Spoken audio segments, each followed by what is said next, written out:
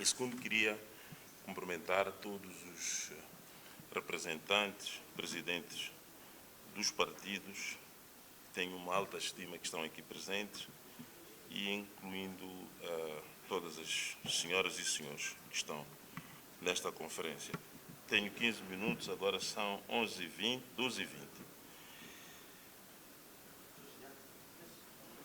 O micro, ok.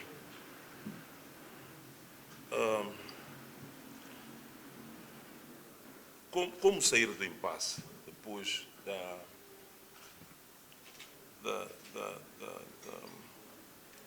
dos problemas que estamos a enfrentar no contexto pós-eleitoral? Esta é a grande questão que é muito difícil de responder. Mas eu gostava, antes de entrar para a parte da resposta,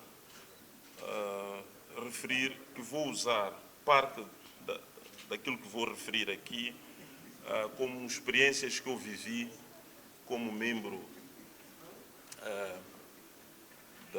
da Comissão Mista para o Diálogo Político, que é assim como se chamava, em 2016, e depois como membro da Comissão de Descentralização.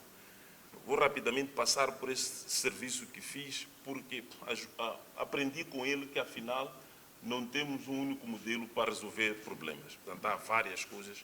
E durante essa altura, aquilo que se ensaiava era sempre novo, nunca tinha sido feito.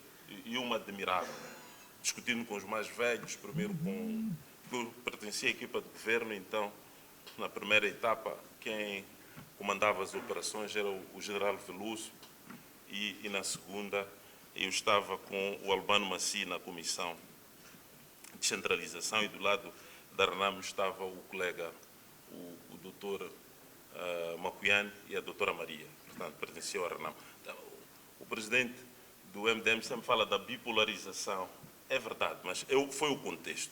Não podemos sequer apagar essa história.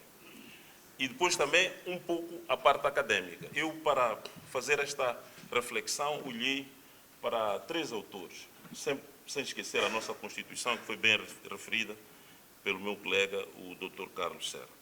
Portanto, há um autor chamado Bento Kangamba, de origem congolesa, que tem uma grande expressão na área de resolução de conflitos e que dá aulas em França, Bélgica e praticamente é residente lá na Europa, mas que tem reflexões muito boas. As suas teorias acho que podem nos ajudar.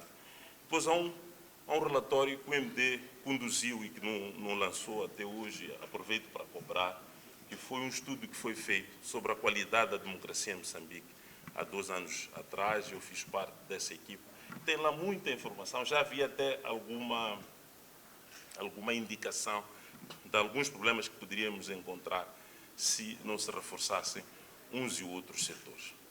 E, finalmente, queria recomendar os estudos que têm sido conduzidos pelo Dr. Feijó.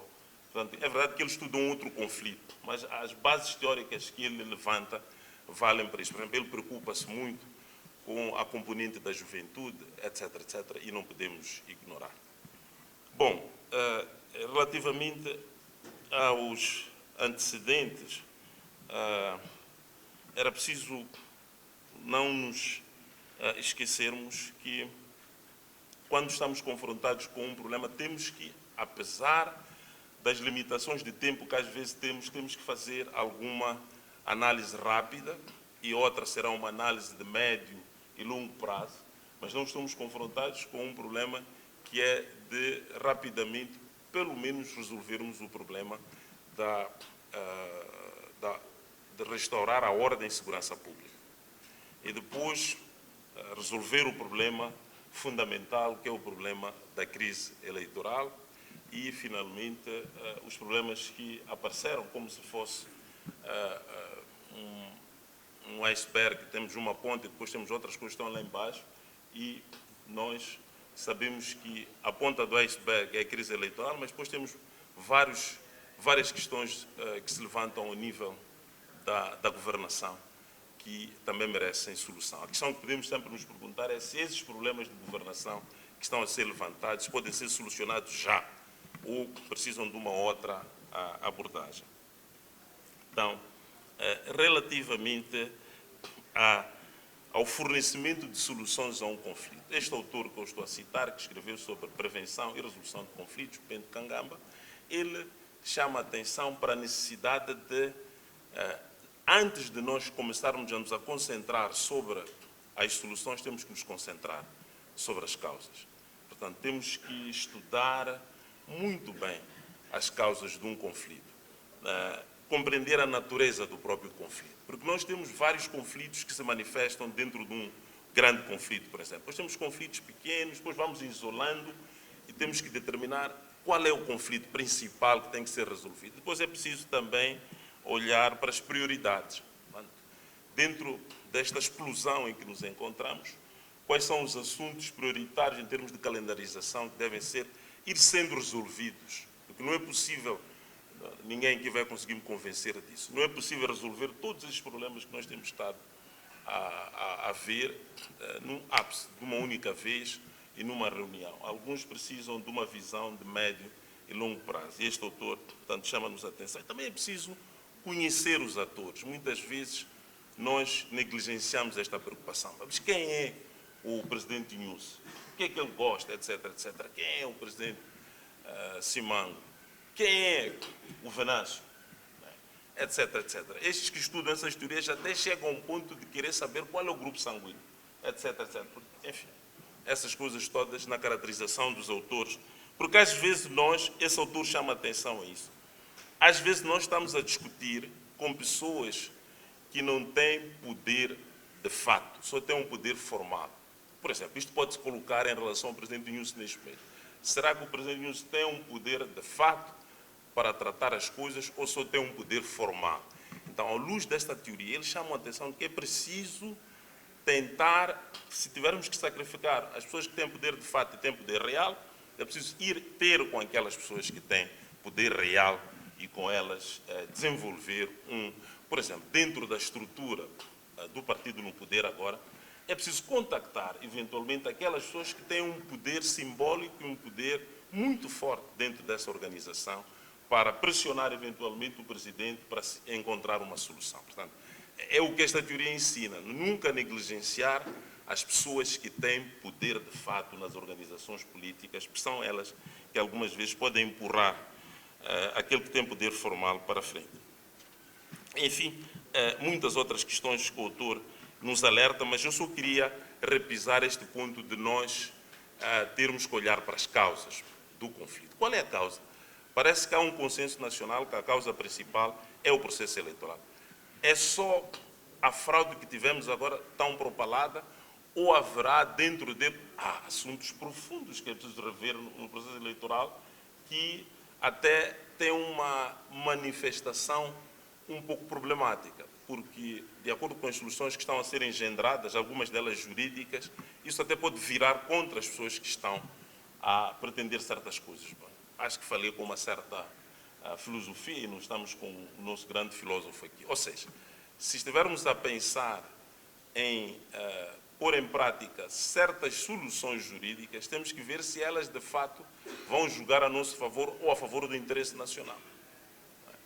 Pois na negociação, o autor também chama-nos a atenção de que é preciso saber que há dois tipos de interesse que normalmente conduzem os partidos. Há interesses de sobrevivência do partido como entidade social e há um interesse nacional que o partido não pode se esquecer de prosseguir. Algumas vezes nós somos tentados a pôr à frente da mesa alguns assuntos de interesse partidário. Eu vi nestas negociações que eu participei, a RENAM, por exemplo, recuar para abraçar uma agenda nacional, que foi fantástico.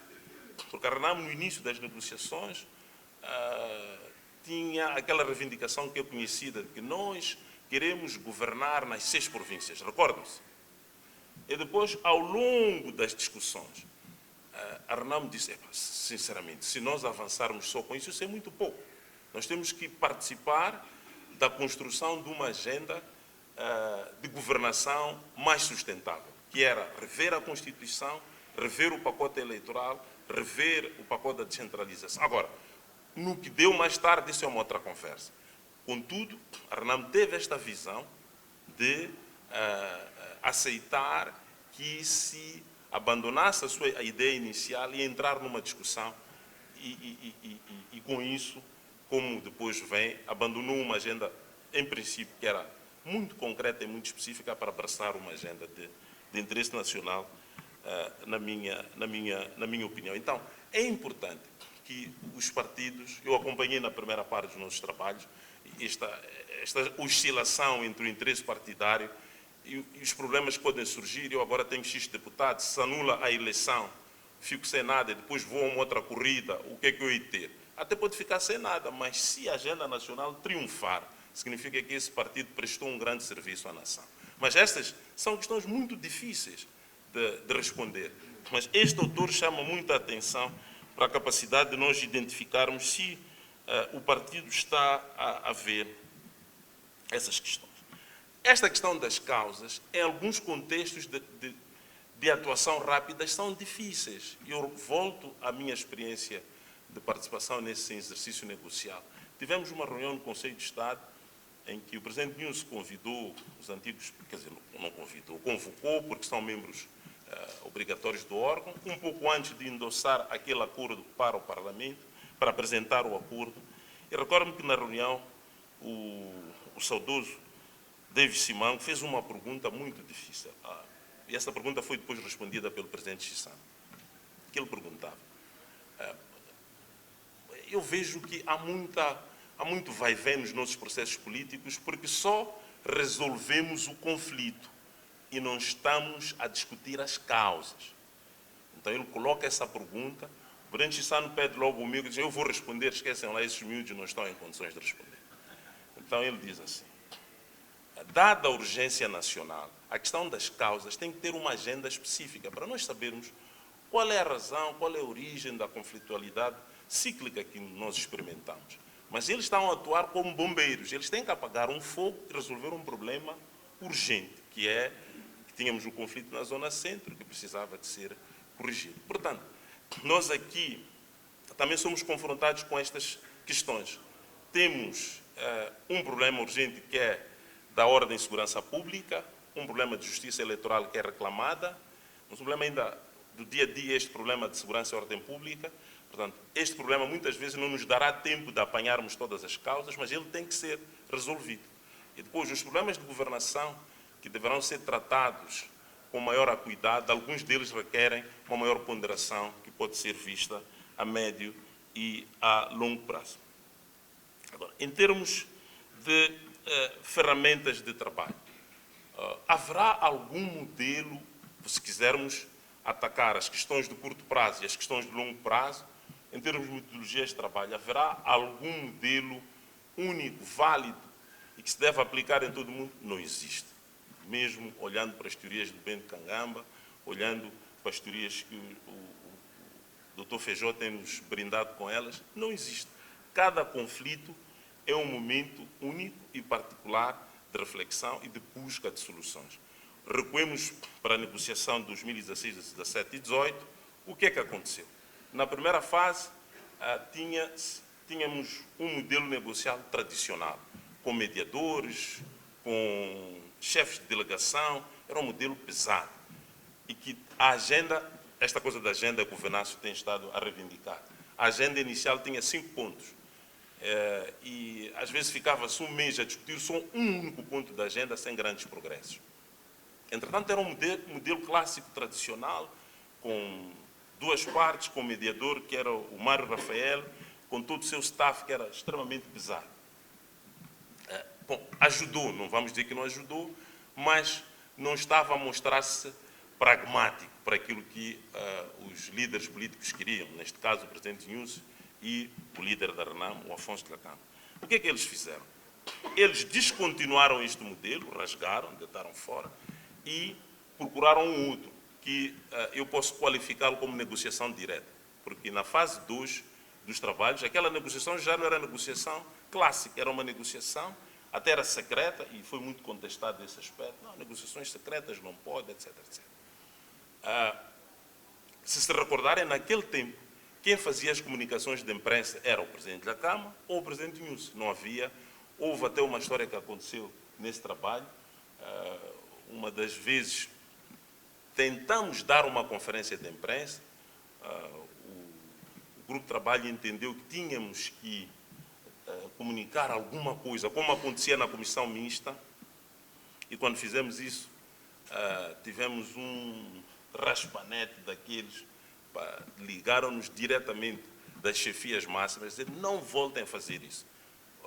Este modelo de negociação não inclui conferências de imprensa, vocês têm que trabalhar fechados nessa sala e apresentar o pacote e ponto final. Ou seja, mas havia uma comunicação direta, em termos de prestação de contas, que era feita pelos superiores, pelo Presidente da República.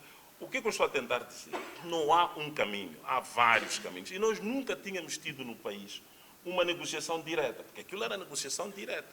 Então, toda a dinâmica de trabalho, eles estavam em contacto permanente com as equipes, eles recebiam as informações, se houvesse um bloqueio político, se a discussão técnica precisasse de alguma orientação política, a informação era endossada aos superiores, depois aquilo voltava com orientação clara para os técnicos continuarem a discussão técnica e, portanto, eles é que falavam para a imprensa, eles é que diziam o estágio da negociação encontrada. O que é que eu quero dizer com isto? Com este novo formato de reivindicações e conflito social que temos, provavelmente também teremos novos formatos de negociação em que os partidos têm que estar disponíveis para abraçar e aceitar e tentar construí-los numa abertura em que todos ganhamos com eles. Portanto, não há um modelo único de negociação em nenhuma parte do mundo. Agora, alguns documentos de negociação são incontornáveis. Um deles é a agenda, e a agenda também tem que ser pública, não é? A minha proposta, e aqui já estou a caminhar para o fim para aquilo, propostas de saída, quer dizer, a agenda podia, na nossa humilde opinião, olhar para assuntos de curto prazo e depois olhar para outros de longo prazo, porque nem todos os assuntos devem ser tratados em simultâneo, porque algumas vezes há também problemas de legitimidade para tratar os assuntos. Não nos esqueçamos que o atual presidente, do ponto de vista da natureza de poderes que ele exerce agora, são poderes de gestão, porque está entre o período que houve a eleição e antes da tomada de posse dos novos representantes do povo e do futuro presidente. E nesse, o direito comparado, as experiências internacionais, incluindo a nossa própria, alertam que nesse período devem-se praticar atos de gestão. E muitas vezes ele pode ter limitações, mesmo em sede de negociação, e os seus interlocutores também podem ter dúvidas sobre até onde ele pode ir, para tratar assuntos que só podem ter impactos ao nível de longo prazo, e aí ser necessário apenas algum acordo de princípios sobre esses assuntos, endossando para futuros inquilinos da Ponta Vermelha. Ficaram poucos minutos. 2 minutos é muito suficiente, 2 minutos. Então, construção de uma agenda que seja uma agenda participada, mas que seja dividida nestes 2 blocos, assuntos, para mim, os assuntos de caráter urgente seriam o assunto eleitoral e o assunto da violência pública. E sobre a violência, eu queria fazer um parênteses. Nós também temos que estudar um pouco sobre algum excesso na nossa informação, dando a entender que o país está a pegar fogo. Eu estive este fim de semana em Manica e Sofala, não a trabalhar, numa viagem pessoal, familiar. Fui até Espongabeira, Mussurize, não é Mussurize é numa outra província. Fui à Beira, voltei, conversei com as pessoas, jantei com os amigos. Aquilo que me diziam não é o epicentro das nossas manifestações, é Maputo, Matola, Nampula e um pouco Inhambane. Portanto, não é a escala nacional. Portanto, temos que relativizar isto. Também não fica bem nós darmos informações. Nós recebemos delegações estrangeiras e temos que lhes dizer corretamente em que situação o país se encontra. Muito bem. Então, eu dizia que há alguns documentos que são importantes. A agenda. Mas a agenda, no contexto atual, tem que ser uma agenda participada.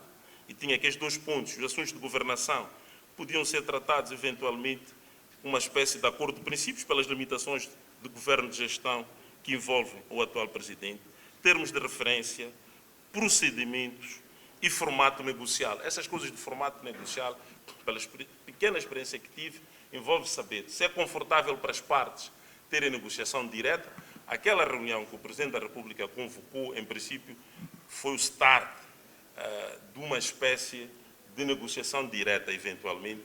Bom, não sabemos o que é que depois foi lá tratado, se seria direto ou não.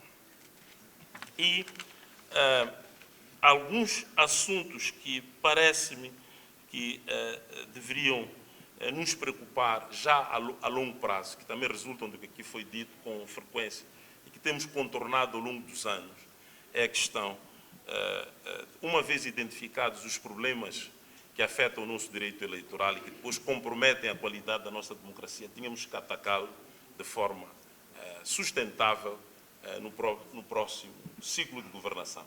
Porque, haja a ginástica que houver, o nosso direito eleitoral provavelmente pode não ser mexido para as competições eleitorais que, num contexto de anulação, podemos nos interrogar qual vai ser o direito eleitoral aplicado. Será um novo? Como? Se os parlamentares, se chamarmos os parlamentares para aprovar, vão aprovar tendo em conta os interesses partidários. Então há um risco também. Portanto, temos várias armadilhas que nos cercam, que às vezes eu próprio me pergunto como é que vamos ter tudo isto.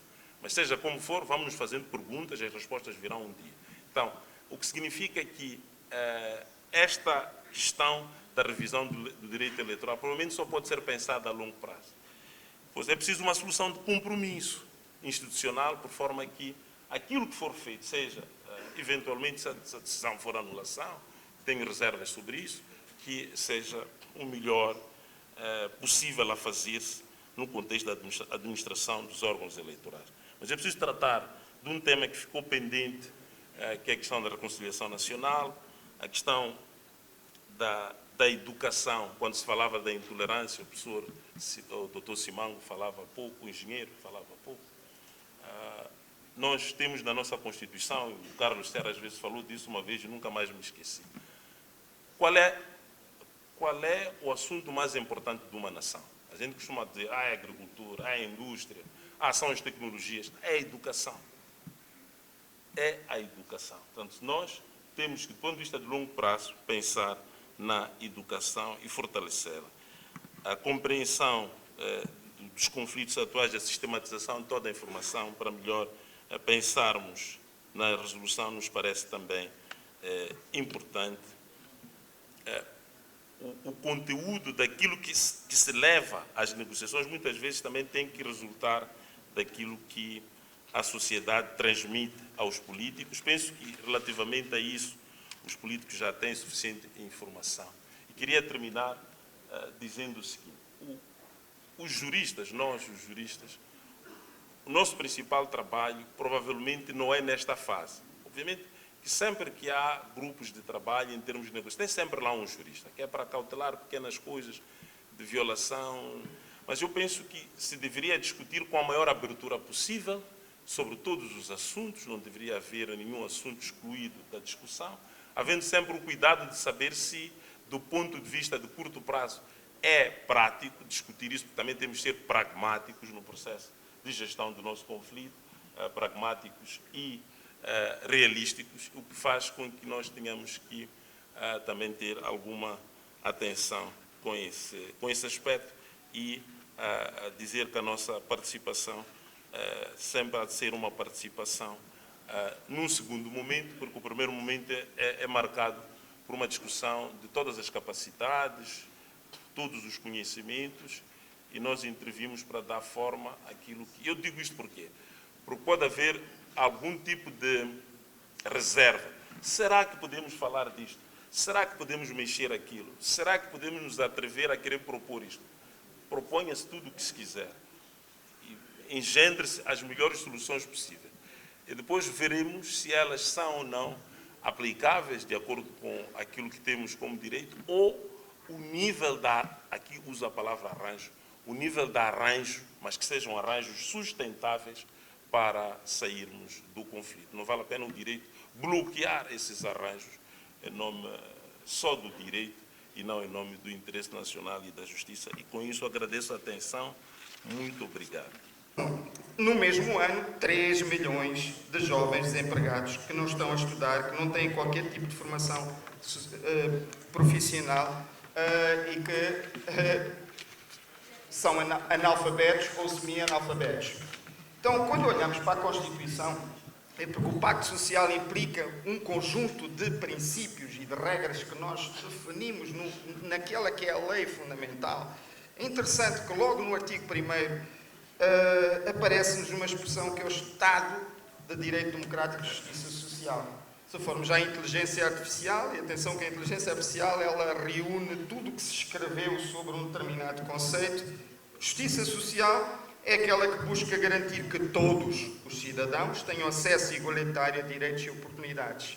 Todos os cidadãos, acesso igualitário a direitos e oportunidades.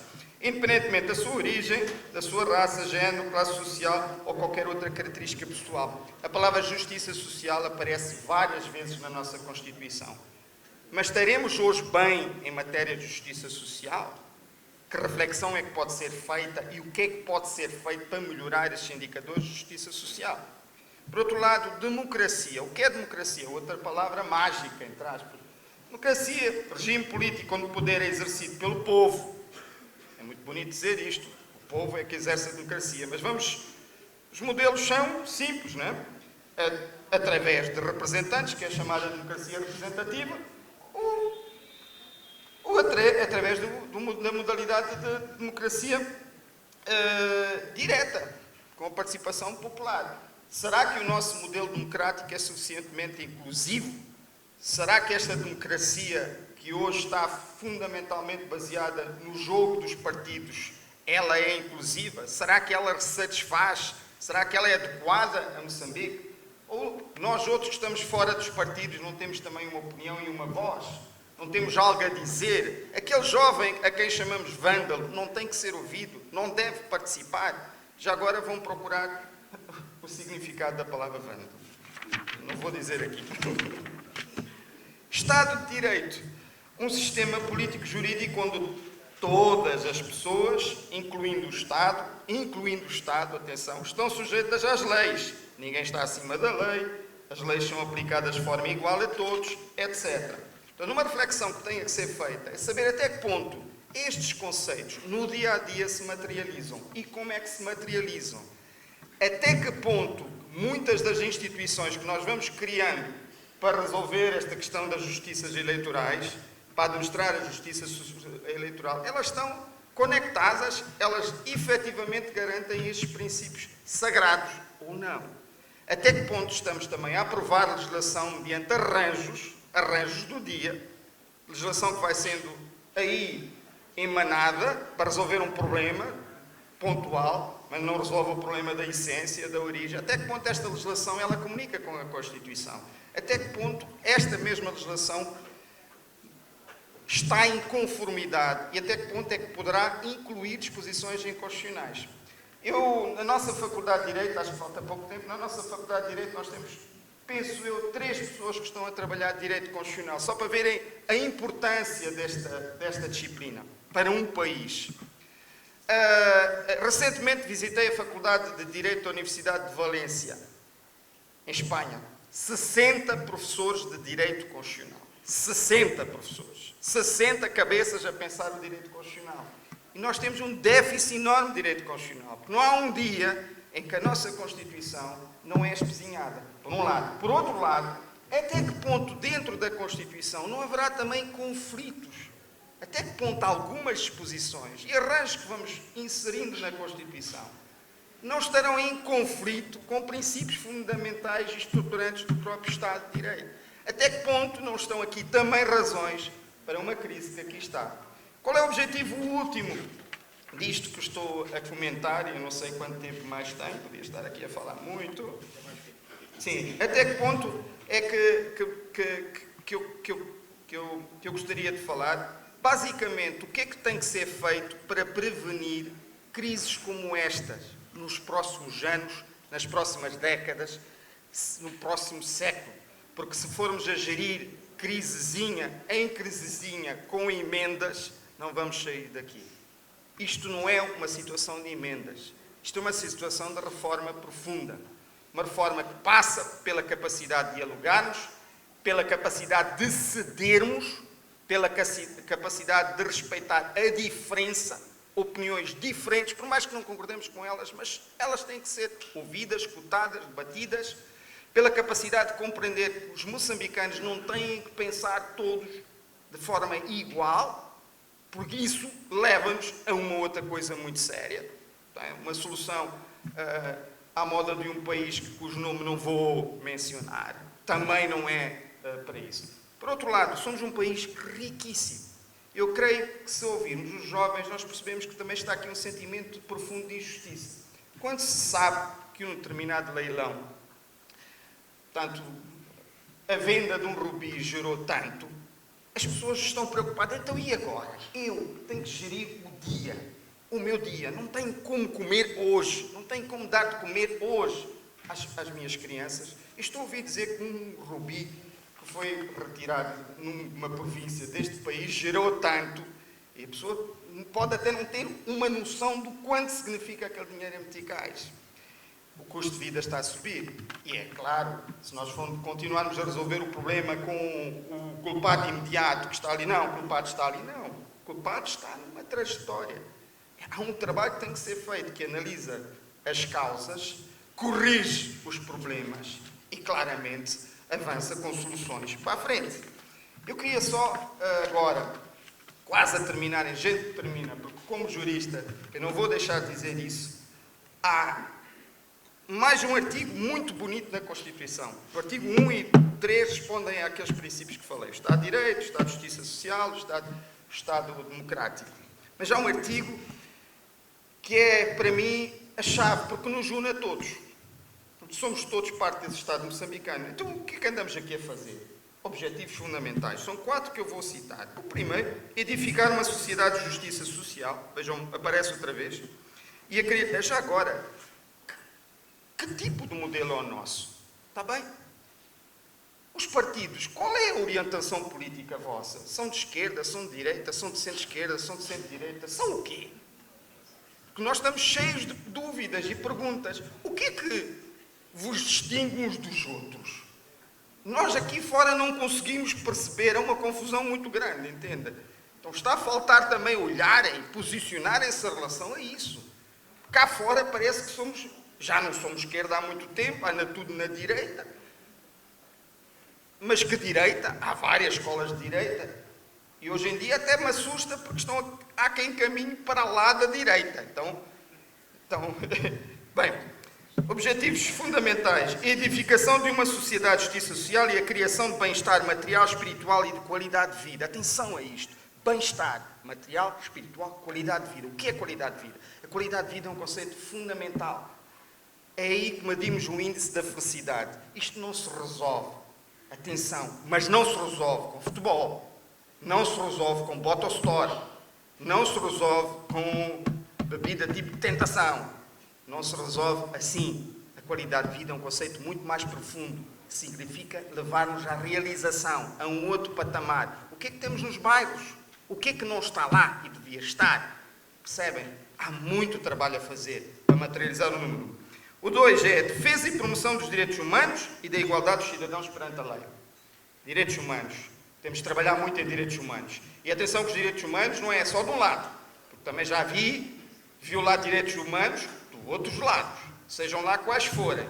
Estamos muito vulneráveis em matéria de direitos humanos. A vida neste momento é como se não valesse quase nada. O caráter, a nossa dignidade é como se não valesse quase nada. Somos todos juízes. Facilmente deitamos abaixo, arrasamos, matamos, etc. Não entro mais. Mas acho que uma visão humanista faz falta a todos. A todos. A promoção de uma sociedade de pluralismo, liberdade, estabilidade social e harmonia social. Estou quase no fim. Vejam bem, mais uma vez, pluralismo. Quem faz como eu parte de alguns grupos do WhatsApp sabe o que eu às vezes digo. É muito difícil estar num grupo do WhatsApp agora. Porquê? Porque somos cada vez mais intolerantes. Só eu é que sei, nós é que fizemos, nós é que construímos, nós é que isto, eu, nós. Cá em cima no pedestal, o outro é uma minúscula de uma formiga. E olhem que as formigas têm muitas lições a dar aos humanos, porque elas trabalham em equipa. Nós, quando nos convém. Finalmente, o reforço da democracia. Já agora, formigas e mosquitos, mas isso é outra história. O reforço da democracia, da liberdade, da estabilidade social e da harmonia social e individual. A palavra democracia aparece. Então, o artigo 11 da Constituição, esse acho que não tem que ser mexido. Um dia, quando revimos, ele tem que ser fortalecido. E fortalecido nas nossas mentes, fortalecido nas nossas intervenções, fortalecido no dia a dia. Este país precisa de todos nós. Este país precisa, neste momento, de muita serenidade. Este país precisa, neste momento, de muita concentração e muita capacidade de cedência. Este país não precisa apenas de académicos, precisa de todos os moçambicanos. E com isto termino. Obrigado. E os nossos filhos mais novos, a geração abaixo dos 18 anos, está com níveis de ansiedade sem igual, com níveis de stress sem igual. Temos muita criança traumatizada. Pensemos nelas, os passos que formos a dar como país. Nós merecemos melhor. Obrigado.